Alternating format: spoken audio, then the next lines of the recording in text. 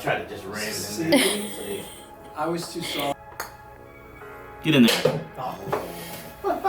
Yeah. This is a punishment. This is Josh's idea. He's like, you should golf with people. All right.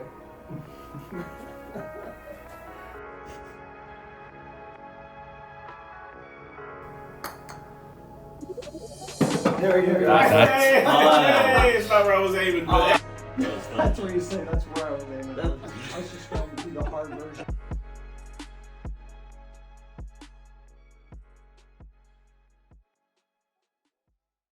All right. Gene, listen. Tell me, if you could have a superpower, only one, which superpower would you choose? A superpower. Mm-hmm. So no limitation. No limitation. I would say the ability to give someone the ability to do whatever they can do best. So in other words, we all have something that we can really do well, but we might not know what it is or be able to fully tap into it. Yeah. If I could give that to everyone I touched, and I just touch them, and they can all of a sudden make full use of that God-given ability. Yeah. I would run around touching people all day. That's pretty cool. That's a great answer. I thought you were gonna say, like, be invisible or Hulk strength or something like that. That's a really great answer. Thank you. If animals could talk, all of the animals, Okay. which animal do you think would be the most interesting to have a conversation with? So I like top of the head answers for these kind of out of the box questions. Sure. Meaning the first thing that floods into my mind. What was the first thing? It's an eagle. An eagle. That's a good. That's a good answer. Because they have vision that I don't have. They see. They everything. got this vision. They can see something from a long distance away, and they have the breadth. They're so high and they're soaring and they're, so they would be able to describe so much their life, and what they do and what they see and all the things that they experience, being able to go from a place to place without limitations. And it would just be I would love to hear what they had really to say. interesting. Yeah. I've heard some really good answers. I'm a dog person. Okay. Shouts out to my wife making me a dog person. Oh yeah. So I always say dog, but somebody recently said squirrel because they're like, they're everywhere and they're like they're like right next to us. So they hear our conversations. They have so much interesting, but I love the answer of the eagle because it sees so much. And it's, we always talk in business. We always talk about that 30,000 foot, view. Right. Man, eagles got it. I don't know if they fly that high, but you know what I mean? Yeah. All right. Last one. Okay. Gene, who pays on a first date? Who pays on the first date? Okay. So I'm traditional. Okay. It's the man. It's the man? Oh, yeah, all the way. Yeah, that's a good answer. I was in the corporate environment. I was with a large Fortune 25 company. Things were going ostensively well, meaning I was doing good things, helping people. I had a team. We were growing the business. All that was good. But I had this inflection point that I'm not sure if this is where I need to be, what I need to be doing, and where I can most make a difference and fulfill myself at the same time. So I started looking. Yeah. I didn't see anything within that enterprise that drew me. You're so high up. Drew me to it. Yeah.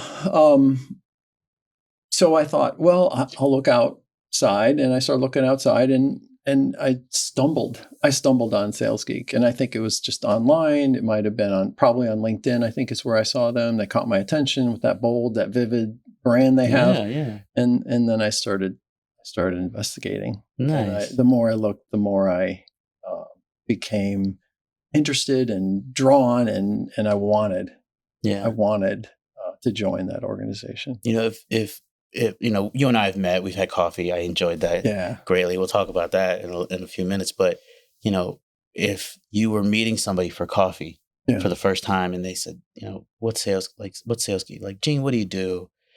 How do you answer that question? I always start with the simple first. I'm a simpleton at heart. And the simple answer is we help businesses grow by selling better. Okay. It's that simple. Mm-hmm.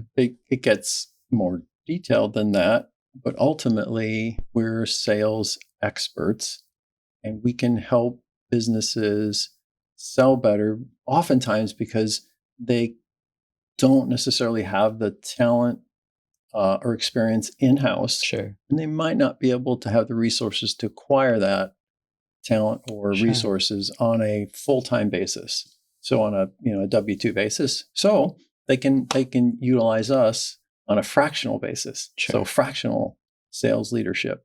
Or we can train them, those types of things.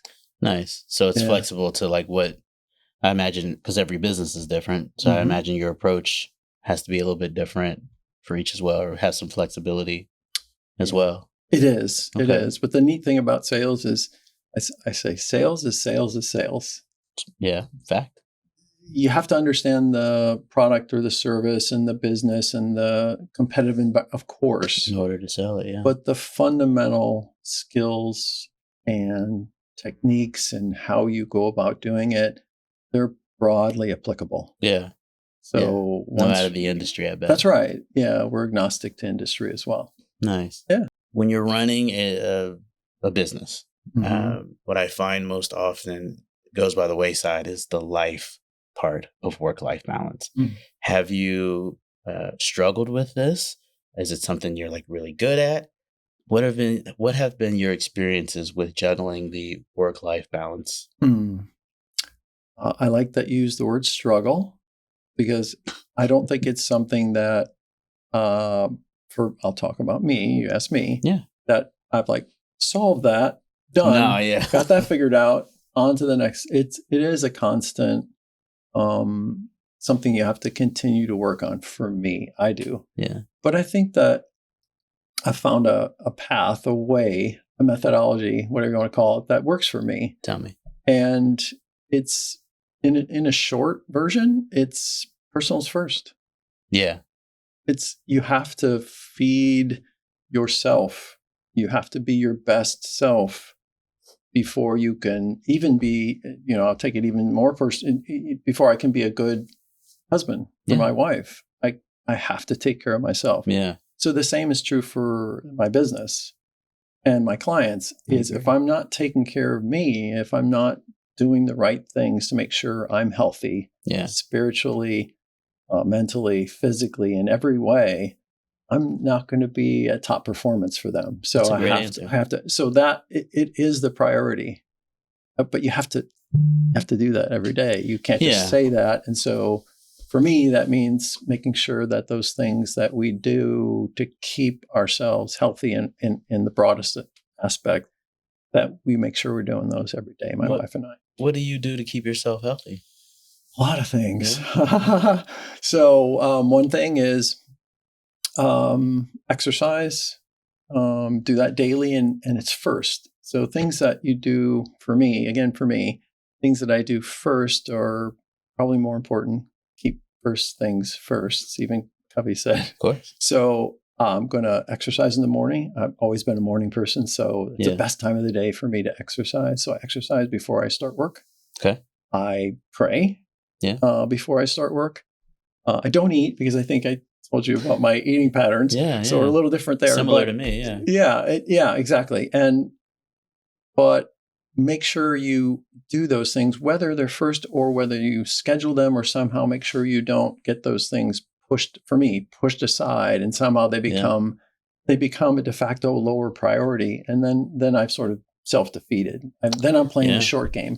That's what I call it too. It's you a are short in that game. case, yeah. You're playing the short game. Like anyone can grind out a day or a week, and do overwork, work 10 hours a day or 60 hours a week, but you can't do that for the long game. Can't do it in perpetuity. No way. It's a short game. Yeah. And I'm in it for the long run. Yeah. I love that. Yeah. And it's accurate. If exercise is something that's a priority to you and you put it, you know what, I'm going to go to work instead and I'm going to work out in the evening.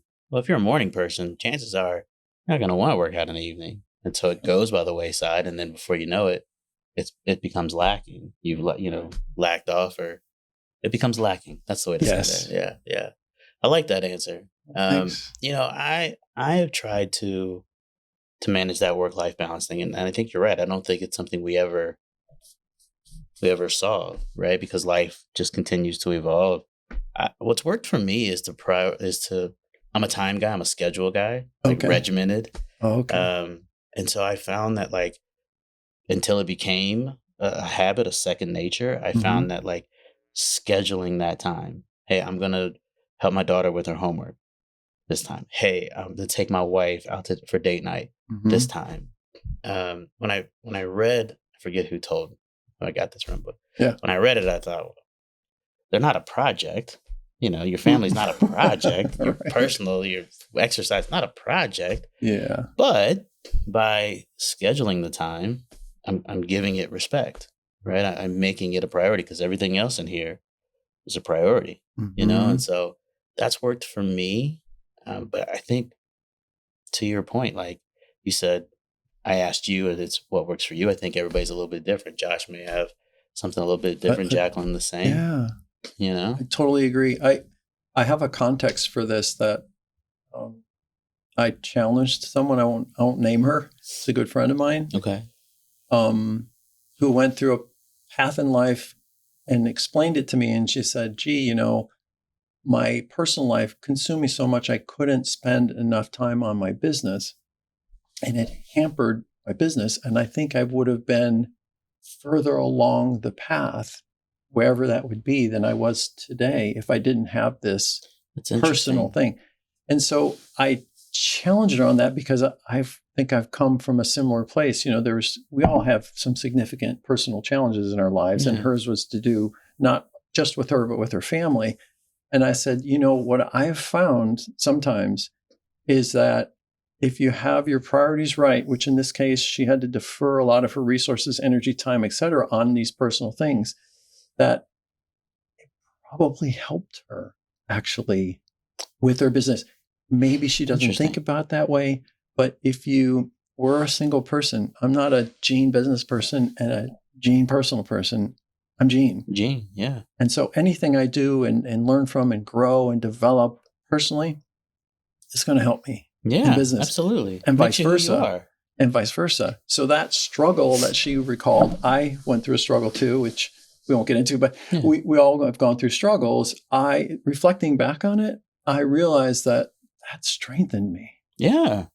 As a person. Through the fire, man. Through the fire. It made me stronger and more capable, wiser, all kinds of good things. And I would rather have not gone through that. But now that I look back, I'm glad I did. Yeah. It makes you who you are. Yes. When I started at Gento, I told these guys, when I started at Gento, I'd work 16, 17-hour days. Like it was because I had to, right? It was just me. I'm wearing all those hats. Right. So when I have capable, incredible team members that are on the team, I don't have to do as much. I don't have to wear as many hats. Sure. But I might still have to work 10 hours. Still have to work 11 hours. Mm-hmm. For me, even if I get a little tired at hour 8, I know I've done this in the past. Like I've worked 16. That's nothing. I can do this. I can continue to go. And that's because of the process that I went through back then. And certainly, you get wiser, I get wiser by making mistakes, so I made a ton of mistakes growing my business in the first couple of years, not because I was ignorant, not because I wasn't trying, but more because I was ignorant to things, right? Like you don't know what you don't know. And you learn by doing, by going through that experience, you become wiser. But I also always say that, when they say experience is the best teacher, nah, man, somebody else's experience is the best teacher. Like, let somebody else go through it and learn from them. And so on that point, do you have any mentors in your life, people that you turn to for advice? So over the course of my life, absolutely tons of them. Not traditional ones. Okay. It's ironic. We actually have a mentoring program in our business. We'll mentor other salespeople. Okay. Yeah. But back to me is what I've found is that the mentor relationships I've established in a professional setting, they're mildly successful. Okay. Mildly. Interesting. Where I get most of my value in being a mentee is from personal relationships. They may be people that are professional, that I met professional, but the type of things we talk about isn't like, sort of a pure business topic or something like that. It's more along the lines of being a person and being able to relate to people properly and how to think about relationships and those types of things. And so when I think of all the people and today, like my best mentor is my wife. Like, for example, that's cool. She's an amazing woman. I call her an intuit. So she is just always learning from her. Yeah. And, she's not a traditional business person, far from it. Right. So you think, well, how could I take any of that and use it in the business setting? But I do every day. Of course every day I learn things from her that I'm like, oh my God, that is so neat. And I know how I'm going to use that, really cool. To help my clients or help whomever. And before she said it or brought it to you, you didn't know what you didn't know. Exactly. Yeah. Exactly. That's cool. That's really interesting. How about you, Chris? Oh, I've had plenty of mentors along the way. I was lucky enough. I was about 18 months in the business, and I, at a client's office, their marketing director or whatever, had run an organization like Agento in another state and exited. He had sold his business and was going to retire, and instead decided to take a role with this law firm down here, previously down here. And so he, knows what I'm doing. I'm trying to build this agency, and he goes, let's go to lunch. Let's go to lunch, you and me. I'm like, all right, yeah, whatever. Man, that guy, like, shouts out Rich Waldman, wherever you are.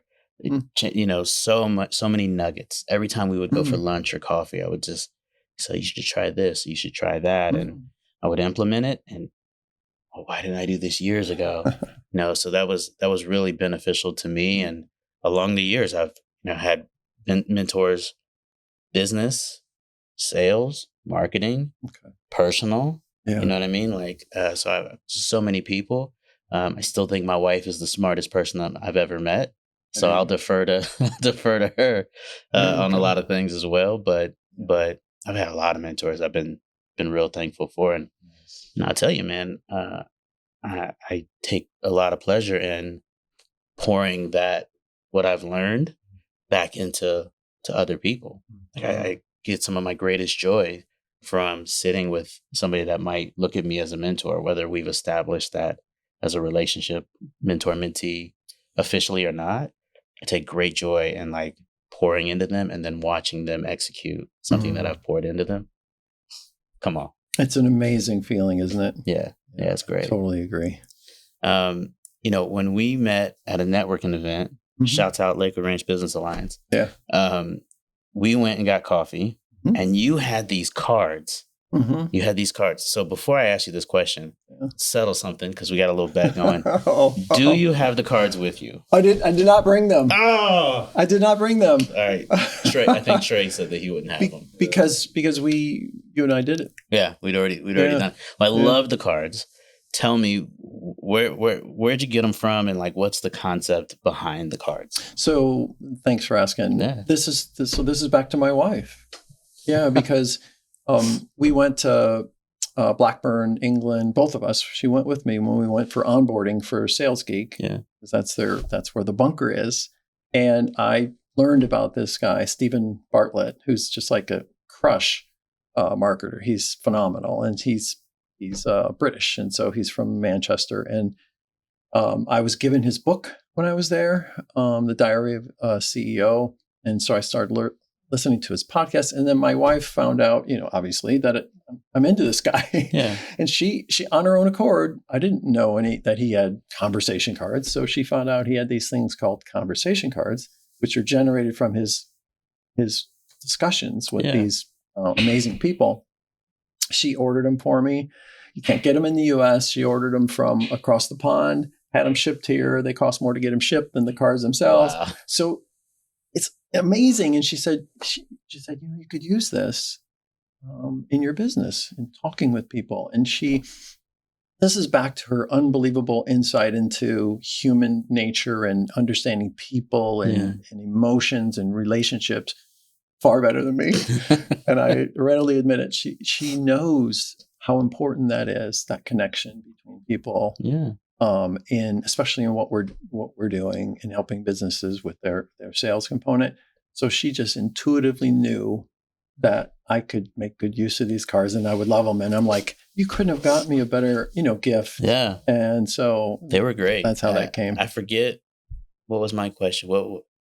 I don't remember my question, but I remember my answer was about, learning more about my lineage and stuff like that.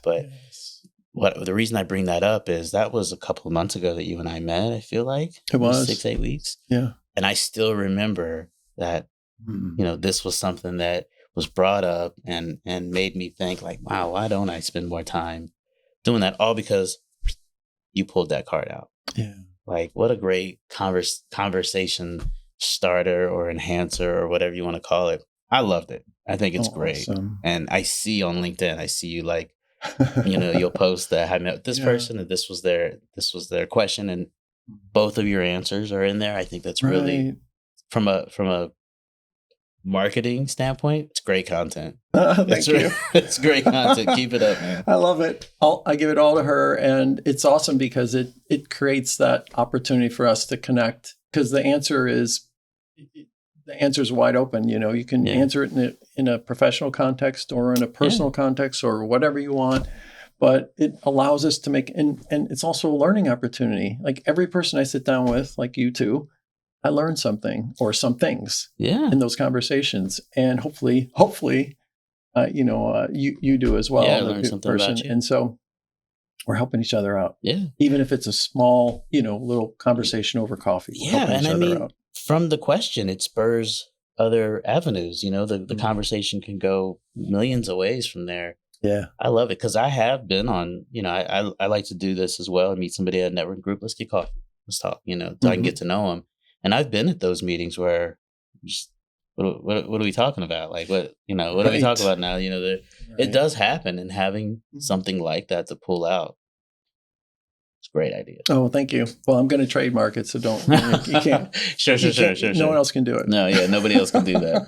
Well, I promise I won't. I love the idea, but I won't get the cards and start putting LinkedIn content out. All right. Cool. What is speaking about networking? So, is that the primary way that you find new clients, or how do you go about finding new clients?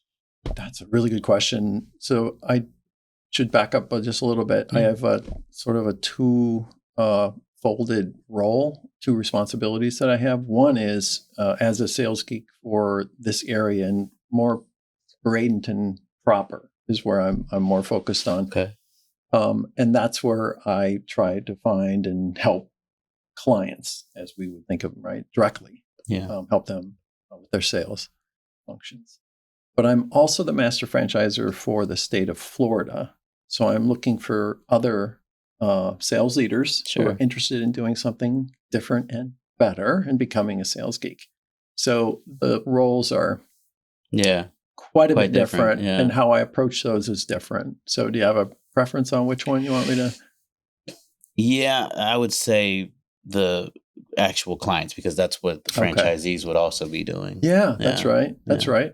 So I think the way we go about it and the way I go about it is absolutely those one-on-ones are really important. Okay. And what we try to do, we essentially are going to live what we teach or train or help businesses do, which is we believe in essentially the law of attraction, not chase.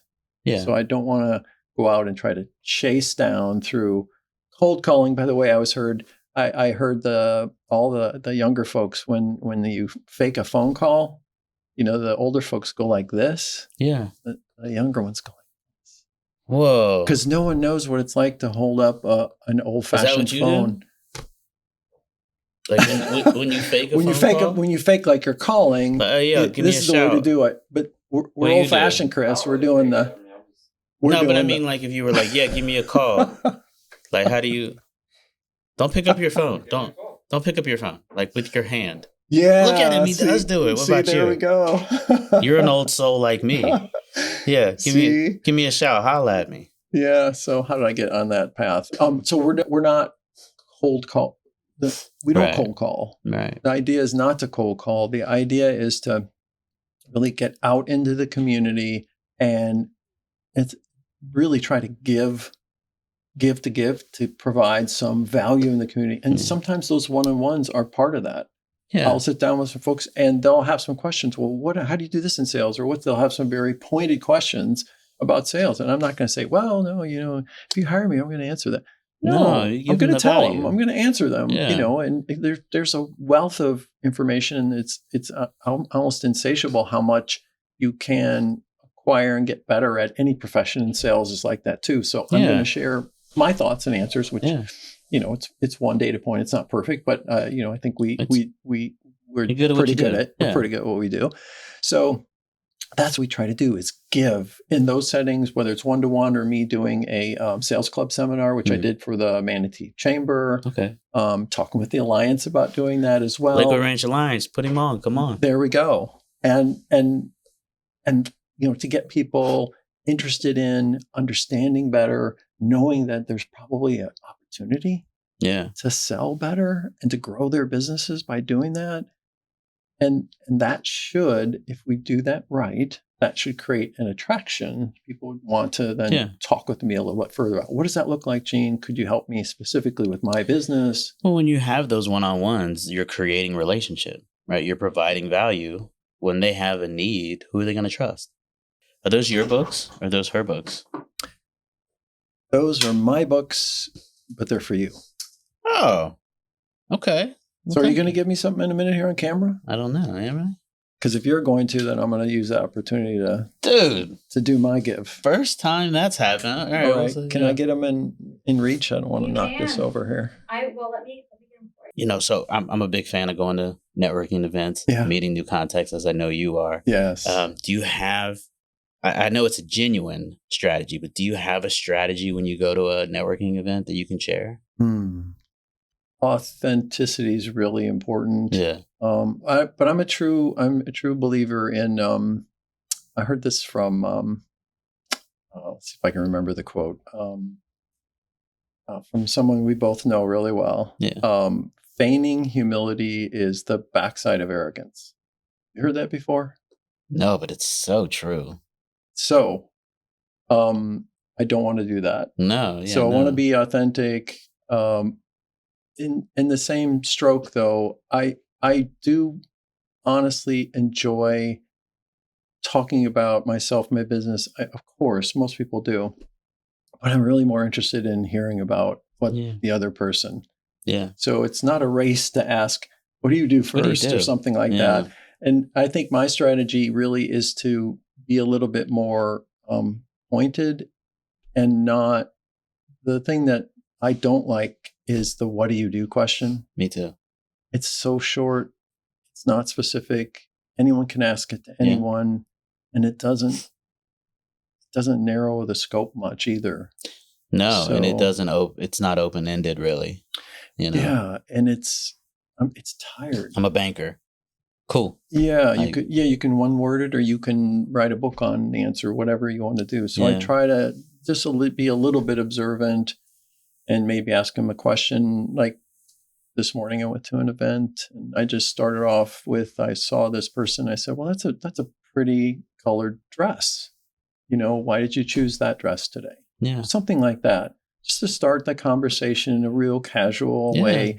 But that was personal at the same time. Absolutely. There was some reason that person chose this richly colored, beautiful dress. And, she told me she was tired. She doesn't usually go to early morning events. And I said, but you don't look tired. You look fresh and this beautiful, colorful. And so it allows us to have, start to relate a little bit, those kind of things. So I don't say, what do you do? No, I try to never say it. I like the one I really like to ask is, how's your week? And I genuinely want to know, how's your week going? You having a good one, bad one? Why? I often will meet people at networking events, conversate, and not learn what they do. Not at all. And I'm happy about that. I want to know who they are. Want to know, what they like to do, what they're interested in. How's your family? Because if they tell me, oh, my week's been kind of tough, my loved one was in a fender bender and they're okay, but they're dealing with this or that.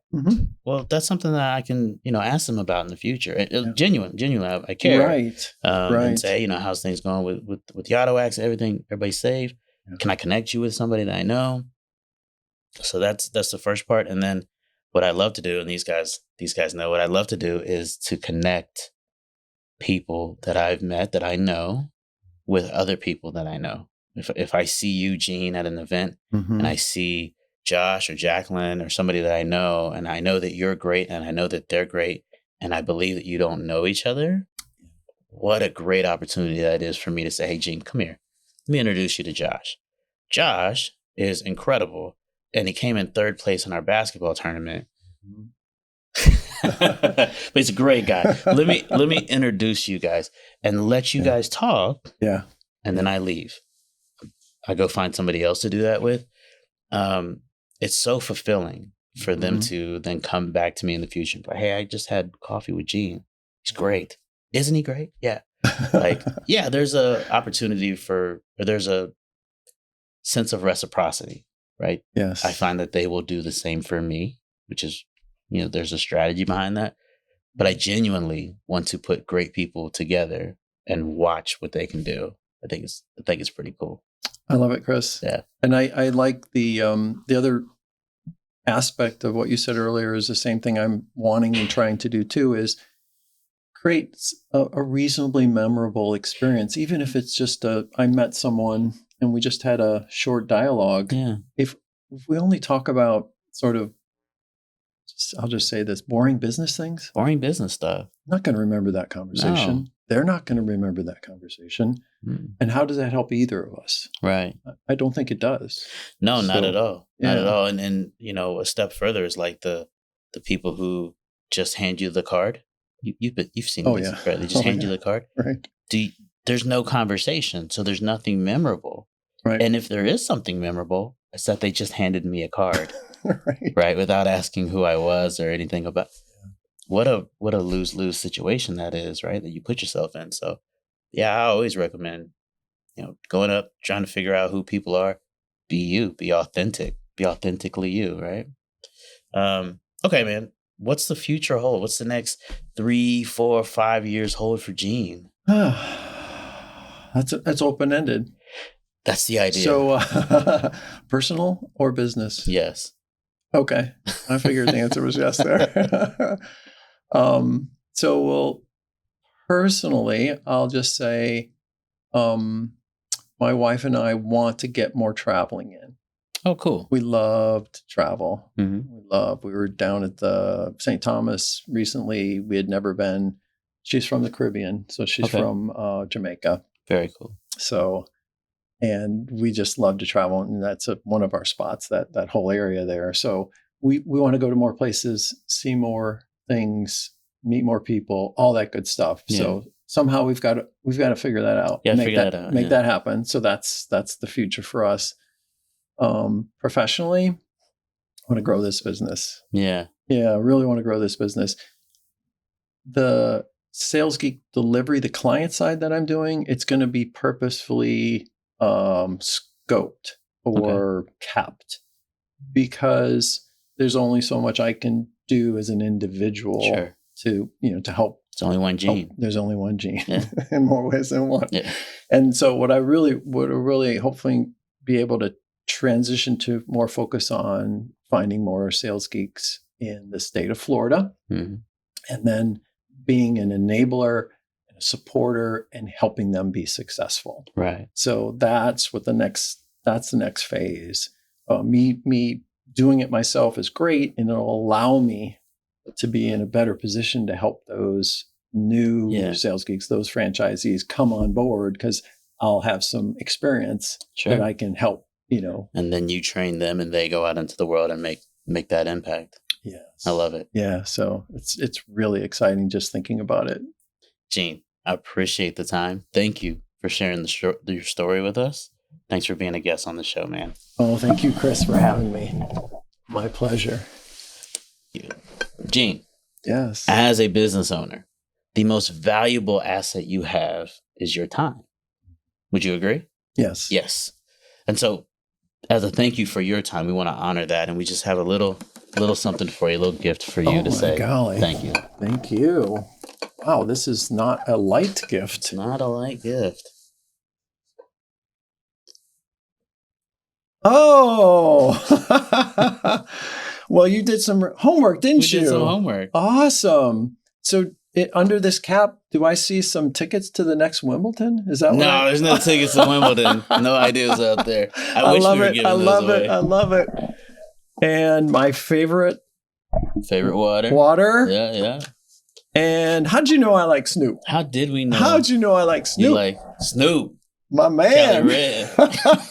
I'm watching his new movie. He's got a new movie out. Does he? Yeah. Okay. What's it called? I can't remember. But it's got dog in it. Yeah. With two G's. I love his wine. Cali. This is Cali Rose. Cali Red I love too. And I've actually never had Cali Rose. There you go. And you can enjoy it in your Argento wine glass down there, my friend. Golly. And now I have your brand. That's right. This is awesome. Take it wherever you want. Argento. And I know how to pronounce it too, You do. Chris. I'm impressed. I fuddled it the first time. That's okay. Everybody does. Yeah. Everybody does. But I've got it now. Actually, I have a fun time when solicitors call. Usually, a lot of people just hang up on them. They're like, are you a representative of, you want to take a stab? Go take a stab at it. Go ahead. Yeah, like me. I fumbled it. We appreciate you, I'm going to put this. Oh. So, aside from your time, Chris, what would be something that you would value significantly in business and life? Aside from my time? Wisdom. There we go. Yeah. Awesome answer. Yeah. Because I find that wisdom is acquired in many different ways. One of the ways that you can get some good information that leads to wisdom is from other people. That's right. And what they have written. And to consume that and to use what applies. Yeah. So I got you a couple books that are favorites of mine. My man. And actually, but they're not limited to you. They're for the team. Okay. I got you. So you guys can share these and hopefully they'll have some value. My man. They Thank were, you. Very good. Very valuable much. to me. And it includes the Diary of the CEO that I mentioned to you. Oh, good. Power versus Forge. Friends. Wow. We'll put links. Diary of a CEO. This is, what's his name? Stephen Bartlett. That's right. Yeah. I looked this guy up. I've been listening to his podcast. Awesome. And then Metabolical. I love the way that sounds. Metabolical. This is to make me healthier. This is Dr. Lustig. We talked a little bit about health, I think, in our previous conversation. We did. He's the tip of the spear for changing food consumption, production, supply, everything in this country. And what we do and how we feed our bodies. Okay. And what we feed and why and when and how and all that. He's also the author of Fat Chance. And what a great title for a book that is. Fat Chance. Goodness gracious. And the other book that I read is The Hacking of the American Mind. He wrote that book as well. So that's another good one. I'll look that one up. Yeah. And I'll share with everybody on the team, but they'll live in my office. Okay. Hey, this is the first Stir interviewee to bring us a gift. Now, I'm not saying that's required. It's not a bad idea. Love it. Gee, thanks so much, man. Appreciate this is awesome. It was a great time. Yeah, thanks for the time, you guys. For really sure. appreciate it. It's amazing.